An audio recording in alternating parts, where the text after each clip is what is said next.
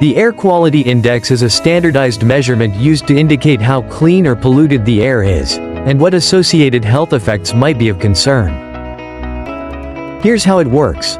Lower AQI. Better air quality. Higher AQI. More pollution and greater health risks.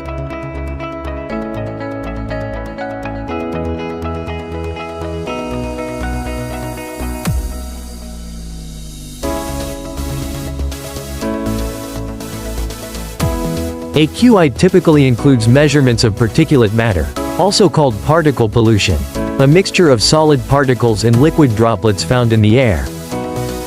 Some particles, such as dust, dirt, soot, or smoke, are large or dark enough to be seen with the naked eye.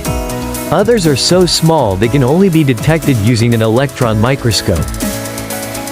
Particle pollution includes PM10, inhalable particles with diameters generally 10 micrometers and smaller.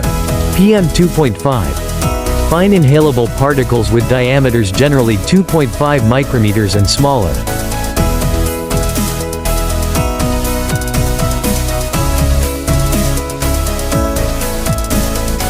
Think about a single strand of human hair.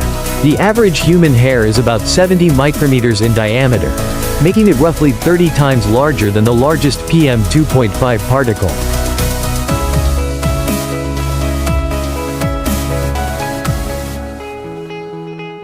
Exposure to PM2.5 and PM10 is associated with a range of adverse health effects, especially among vulnerable populations such as infants, children, and older adults with pre-existing heart or lung conditions.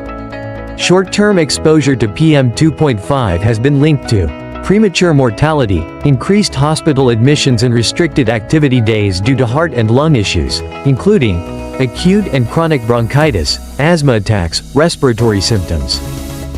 Short-term exposure to PM10 is primarily associated with worsening of asthma and chronic obstructive pulmonary disease, COPD.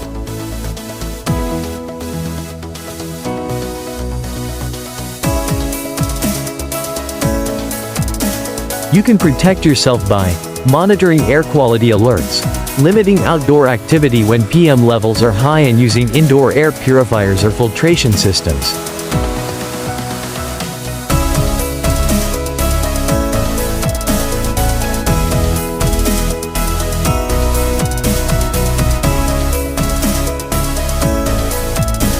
CO2 is a colorless, odorless, and non-flammable gas that naturally occurs in the atmosphere.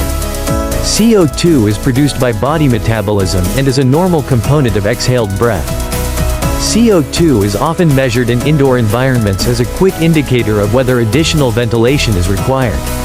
Excessive levels of CO2 can negatively affect employee performance, productivity, and overall health.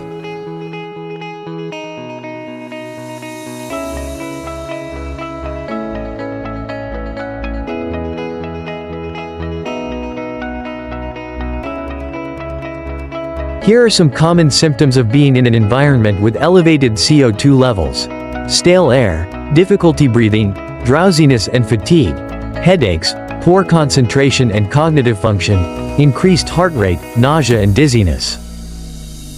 Regular monitoring of CO2 levels helps to ensure proper ventilation, reduce airborne illness transmission risks, improve productivity and well-being, maintain regulatory compliance for workplace safety.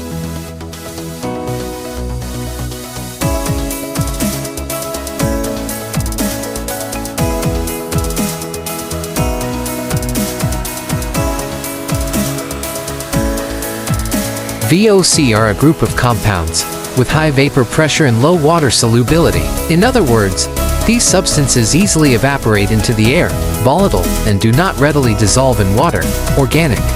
Examples of VOC include benzene, ethylene glycol, formaldehyde, methylene chloride, tetrachloroethylene, toluene. Common sources of VOC are household and commercial products, such as paints, paint strippers, and other solvents, wood preservatives, aerosol sprays, cleansers and disinfectants, moth repellents and air fresheners, stored fuels and automotive products, dry cleaned clothing, pesticides, building materials and furnishings, office equipment, examples copiers, printers, correction fluids, carbonless copy paper, glues and adhesives, permanent markers, photographic solutions, nail polish and nail polish removers, waxes, fuels and oils.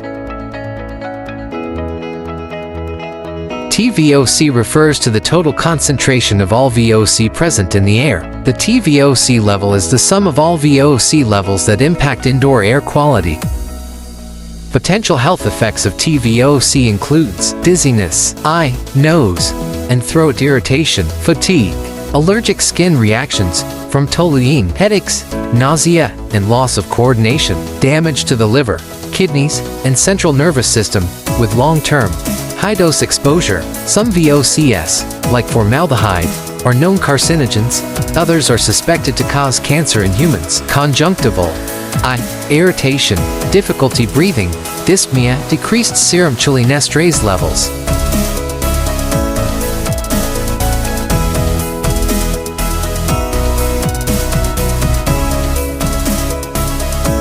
HCHO is one of the most hazardous components among total volatile organic compounds, TVOCs. This colorless gas is commonly found in building materials and household products. Fortunately, formaldehyde has a distinct odor. It can be recognized by its strong, pungent smell. Prolonged exposure to HCHO can damage mucous membranes, irritate the respiratory system, and is classified as a potential human carcinogen due to its severe health impacts and frequent presence in indoor environments. Air quality monitors often track formaldehyde separately from other VOCs.